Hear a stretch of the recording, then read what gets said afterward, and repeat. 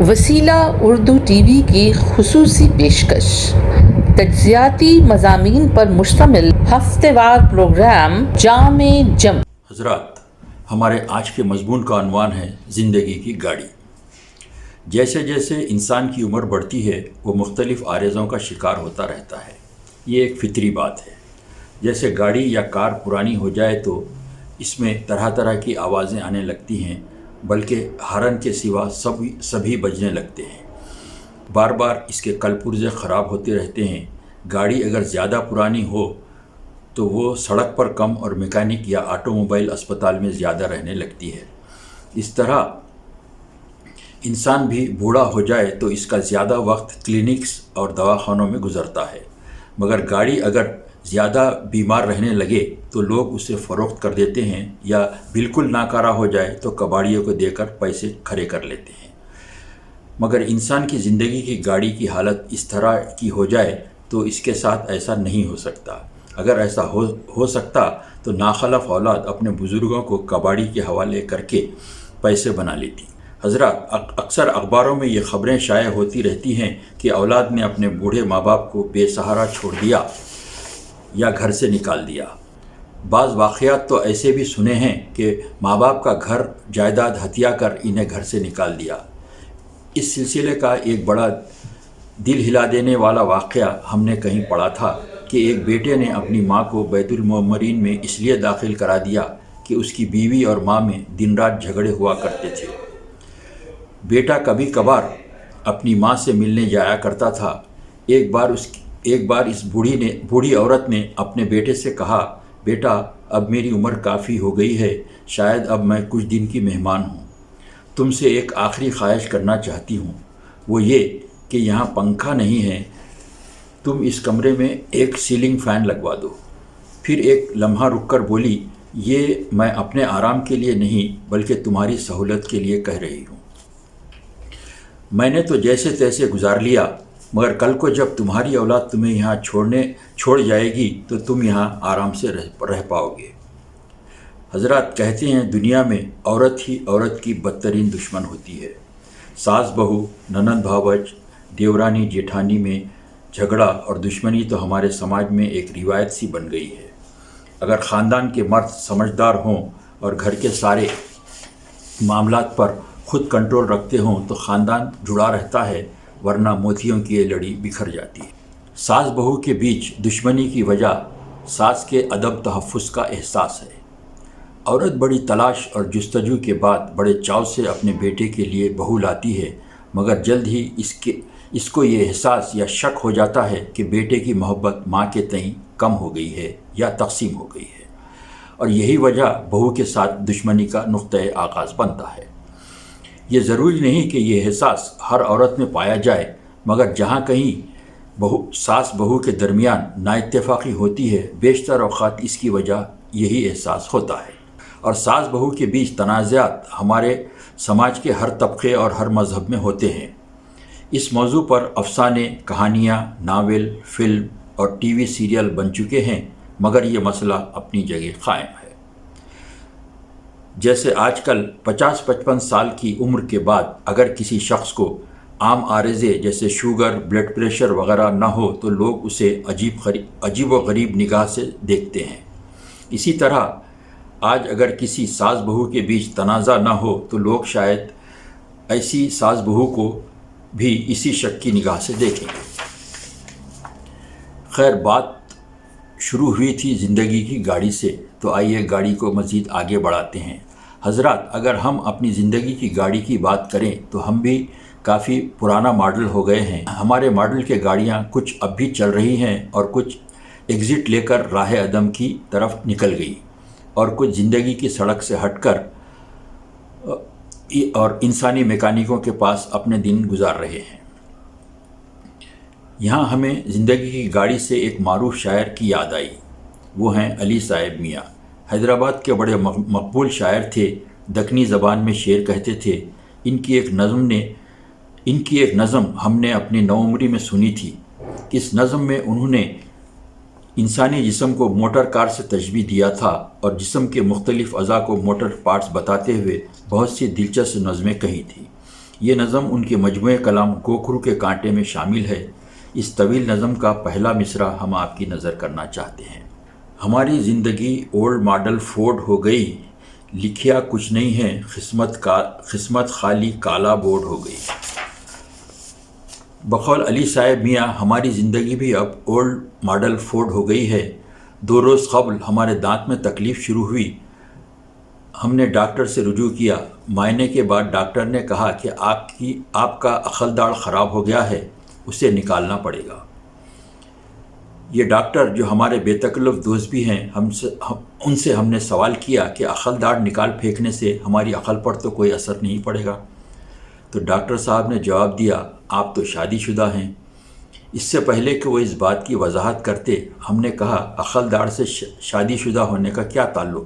تو ڈاکٹر نے مسکرا کر کہا، میں نے سنا ہے کہ شادی شدہ حضرات کی عقل کل ان کی نصف بہتر ہوتی ہے، تو پھر آپ عقل کی فکر کیوں کر رہے ہیں؟ اس پر ہم نے کہا، ہمارا تو یہ خیال تھا کہ شادی کے بعد ہی مرد کو عقل آتی ہے۔ تو ڈاکٹر نے فوراً کہا، شادی کے بعد عقل نہیں آتی بلکہ عقل ٹھکانے پر آ جاتی ہے۔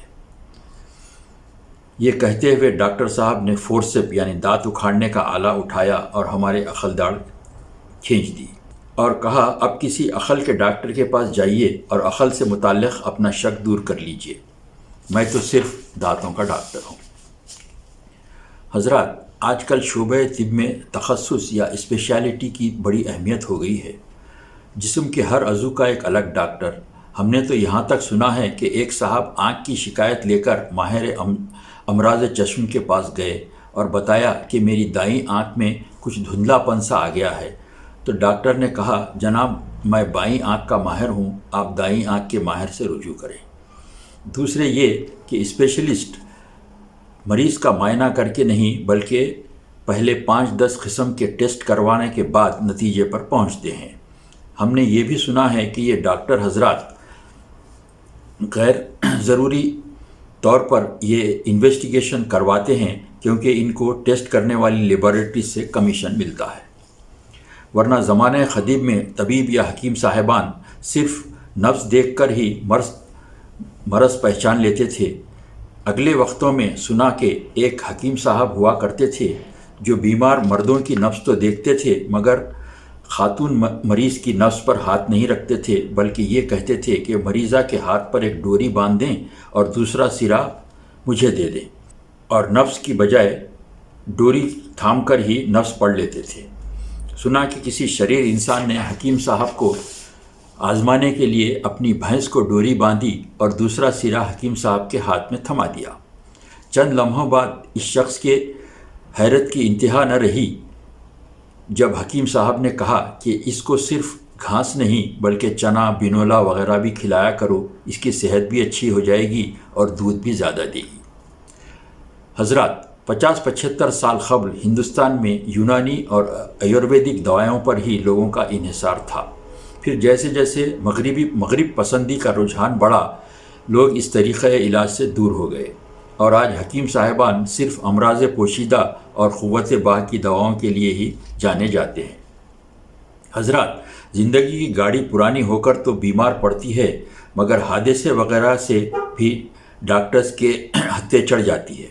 حادثہ تو نئی یا پرانی دونوں کے ساتھ ہو سکتا ہے۔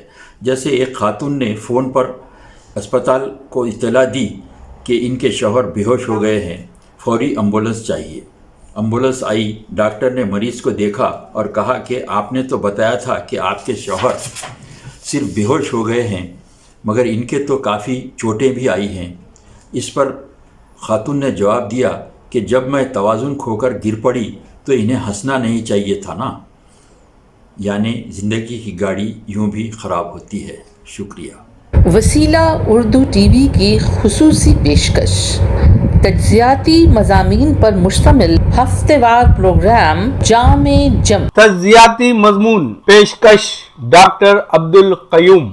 مضمون کا عنوان ہے ہند چین تعلقات کتنے پاس کتنے دور۔ ہند چین تعلقات کی موجودہ سطح کو جاننے سے قبل یہ ضروری ہے کہ ہم دونوں ملکوں کے درمیان ماضی کے تعلقات کی سطح کا جائزہ لیں۔ چین کا رقبہ ہندوستان کے 3.29 मिलियन मुरब्बा किलोमीटर के मुकाबले में 9.56 मिलियन मुरब्बा किलोमीटर है, जबकि हिंदुस्तान में अब आबादी की गुंजाइश 460 अफराद फी किलोमीटर है। चीन में फी किलोमीटर आबादी की गुंजाइश 2018 की आलमी बैंक की रिपोर्ट के मुताबिक 148 अफराद है। इस तरह कुदरती वसाइल और आबादी के एतबार से चीन कई गुना बेहतर मौक़िफ़ में है। चुनांचे समंदरी वसाइल और सनती व टेक्नोलॉजी की तरक्की के एतबार से चीन आज गैर मामला सुपर पावर है। हिंदुस्तान के 55.9 मिलियन डॉलर फौजी बजट के मुकाबले में चीन का फौजी बजट 228 बिलियन डॉलर है। हिंदुस्तान का फौजी बजट दुनिया के फौजी बजट का 9% है, जबकि चीन का फौजी बजट दुनिया के फौजी बजट का 37% है। हिंदुस्तान की फीकस आमदनी माहाना 11,254 रुपए है, जबकि चीन की माहाना फीकस आमदनी 10,000 अमेरिकी डॉलर है। चीन भी हिंदुस्तान की तरह तीसरी दुनिया का एक तरक्की पजीर मुल्क था, लेकिन आज फीकस आमदनी के एतबार से उसका मकाम दुनिया में दूसरा है, जबकि हिंदुस्तान का मकाम 5वां है। यही वजह है कि चीन एक के बाद दीगर बतदरीज हिंदुस्तान के इलाकों को अपनी ताकत के जोम में हथियाता जा रहा है।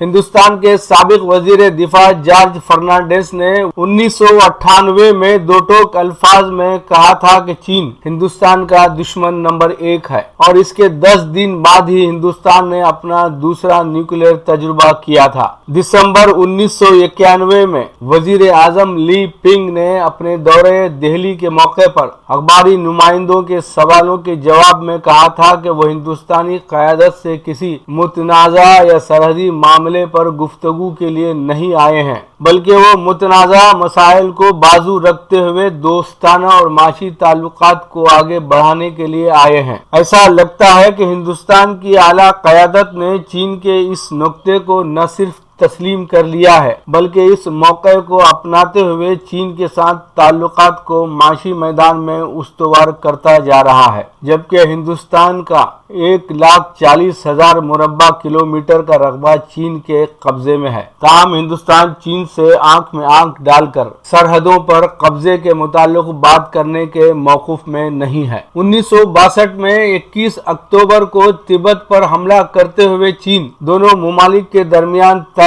पाए मई 1954 के पंचशील मुआहदे की खिलाफ वर्जी का मुर्तकिब हुआ। तिब्बत कभी भी हिंदुस्तान का हिस्सा नहीं था। 1903 में बरतानवी हिंद की हुकूमत ने ब्रह्मपुत्रा के जुनूबी इलाकों पर कब्जा कर लिया था। 1962 में चीन के तिब्बत पर हमले के वक्त तिब्बत पर लाहगियारी त्रिचून नामग्याल वांगचू हुक्मरान थे। तिब्बत पर एक माह की लड़ाई के दौरान तिब्बत के हुक्मरान को कैद कर लिया गया, जो 20 साल तक चीन की कैद में रहने के बाद इंतकाल कर गए। कहते हैं कि हिंदुस्तान को चीन के हमले की न तवक्को थी और न ही हिंदुस्तान की फौजी तैयारी थी। हिंदुस्तान की 20,000 अफवाज के मुकाबले में चीन की सुर्ख अफवाज की तादाद 80,000 थी। जब हिंदुस्तान को यह अंदाजा हुआ कि चीन हिंदुस्तान पर हमले के लिए कोशा है, तो हिंदुस्तान ने चीन से बाहमी गुफ्त शनीद की तजवीज़ पेश की, लेकिन चीन ने इक्साई चीन की सरहद पर अपनी फौज की तैनाती अमल में लाई, जहां कोई हिंदुस्तानी फौज नहीं थी। बिलाखिर अक्टूबर में मैकमोहन खत पर वाक़े लद्दाख पर अपने हमले से बाज़ाब्ता जंग का आगाज किया। 21 नवंबर को जंग के इख्तिताम पर चीन ने अपने मकासद की तकमील का ऐलान किया। जून 2017 में चीनी अफवाज एक बार फिर सिक्किम में हिंद, चीन और भूटान के पास सरहद पर जमा हुई। चीन दरअसल इस सहराहे पर अपनी तरफ से सड़क की तामीर के इरादे से तामीरी साजो सामान के साथ अपनी अफवाज को रवाना किया था। हिंदुस्तान ने भी अपनी अफवाज की सफ आराई की थी, जिसके नतीजे में जंग के इम्कानात काफी बढ़ गए थे। चीन के सड़क बनाने पर हिंदुस्तान को एतराज इस बात पर था कि उसी रास्ते से कैलाश मान सरोवर को जाया जाता है। सड़क बनने की सूरत में हिंदुस्तान के लिए रास्ता दस्तयाब नहीं होगा, जिसकी वजह से हिंदुस्तानी ज़ायरीन के लिए मुश्किलात होंगी। चीन का दावा था कि वो अपनी ही सरजमीन पर सड़क बना रहा है, जबकि हिंदुस्तान ने इसके इलाके में बंकर बंकर्स बनाए हैं जिन्हें वो उखाड़ फेंकना चाहता है। ताहम सितंबर 3-5 के दरमियान मुनक़िद शुदनी ब्रिक्स चोटी कॉन्फ्रेंस के दौरान बाहमी गुफ्त-ओ-शनीद के नतीजे में चीन ने अपनी अफवाज को हटा लिया। चीन के साथ वक्तन फवक्तन फौजी हादिसात के बावजूद 1992 से हिंदुस्तान ने चीन से माशी ताल्लुकात को रोज अफजू बढ़ाने की पॉलिसी को अपनाया है और हुकूमत चाहे कांग्रेस की हो कि बीजेपी की, चीन के साथ माशी ताल्लुकात को महदूद करने के लिए तैयार नहीं। 2014 की इंतखाबी रैली के दौरान नरेंद्र मोदी ने चीन को सुर्ख आंखें बताने में कांग्रेस की नाकामी का इल्जाम लगाया था। ताहम इख्तिदार में आने के बाद वो अपने इस बयान को भुला बैठे हैं। यहाँ तक कि 2014 से 2019 के दरमियान चीन के 4 दौरे करने वाले वाहिद वजीर आजम साबित हुए हैं और चीन के सदर चिनपेंग की हिंदुस्तान में 3 बार मेजबानी का शरफ हासिल किया।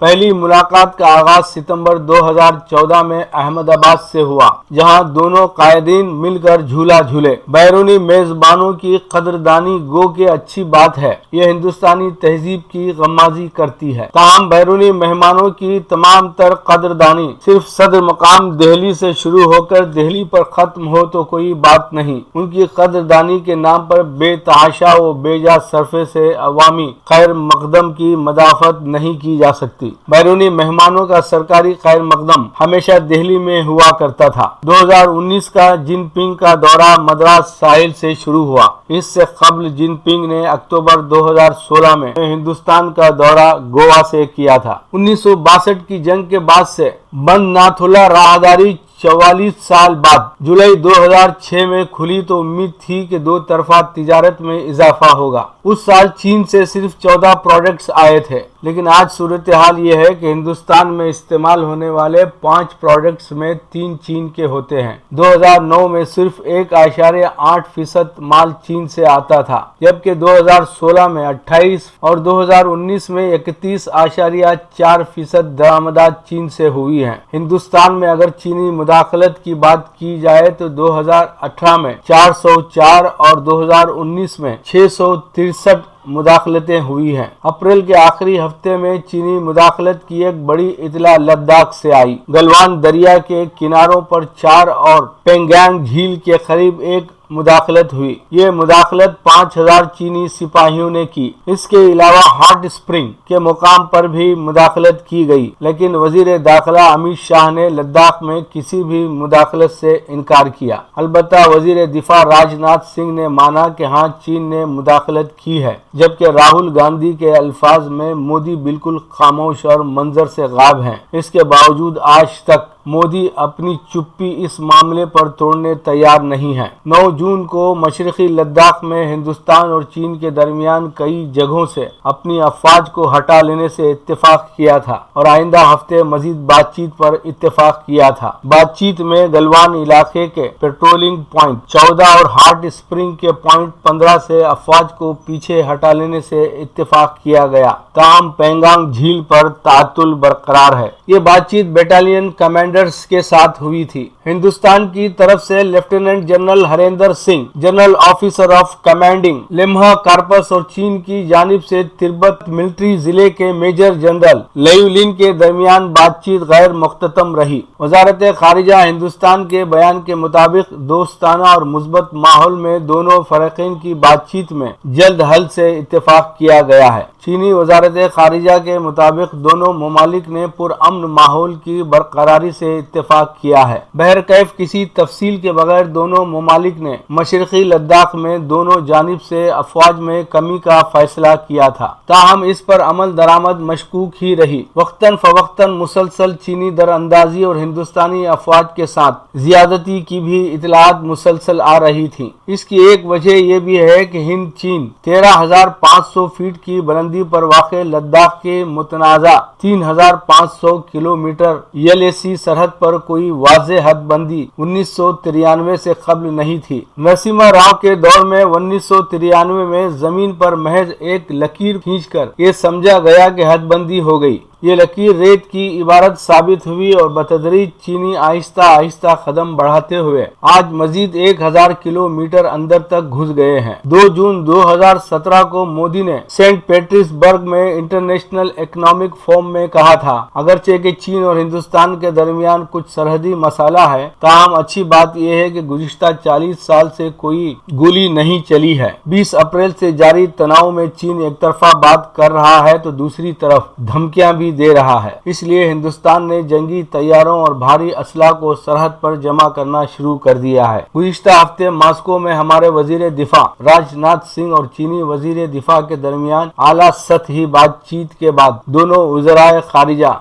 मिस्टर जय शंकर और चीनी वजीर खारिजा वैंग यी के दरमियान 10 सितंबर को हुई 3 घंटों की मुलाकात के बाद एक 5 निकाती मंसूबे का ऐलान हुआ, जिसके निकात इस तरह हैं। नंबर 1, इख्तलाफात को तनाज़े में तब्दील होने से रोकना। नंबर 2, सरहदों पर मौजूदा सूरत हाल दोनों ममालिक के मफादात में है, चुनाचे बातचीत को जारी रखा जाना चाहिए। नंबर 3, इस बात से इत्तेफाक किया गया कि दोनों ममालिक मौजूदा मुआहदात और प्रोटोकॉल के मुताबिक सरहदी तनाज़े को हल कर लेंगे। नंबर 4, खुसूसी नुमाइंदों के जरिए बातचीत के अमल को जारी रखने से इत्तेफाक करते हुए हिंद चीन सरहद की सूरत हाल पर राब्ता और हम आहंगी के लिए 2012 में कायम किए गए WMCC के इजलास मुनक़िद किए जाएं। नंबर 5, इस बात से इत्तेफाक किया गया कि नई एतमाद साजी के लिए सरहदी इलाकों पर अमन का क़याम जरूरी है। इस अमन मंसूबे में हालिया 2 माह के दरमियान 1000 किलोमीटर चीनी कब्जे को छोड़ने की बात कहीं नहीं की गई है। राहुल गांधी इस एक नुक्ते पर सवाल उठा रहे हैं। इसका मतलब यही है कि हुकूमत ने लद्दाख पर मचे बवाल को खत्म करने की कोशिश के तौर पर यह समझौता किया है, चूंकि हुकूमत जानती है 2012 में UPA के वजीर खारिजा ई अहमदी ने